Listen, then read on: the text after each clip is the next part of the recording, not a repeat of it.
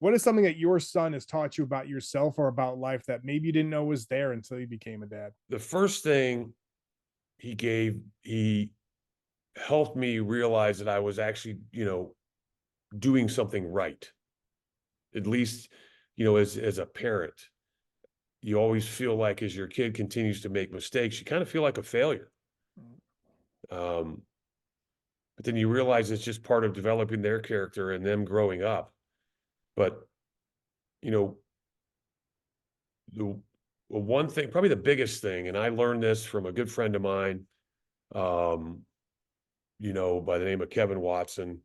We went to Vanderbilt together, and he started having children, before I did. And I would always lean on him for advice. And the one thing he kept harping on that he would constantly go back to was is you have to be consistent with your behavior so that your child knows who you are, what you stand for, and what your response is going to be, good or bad.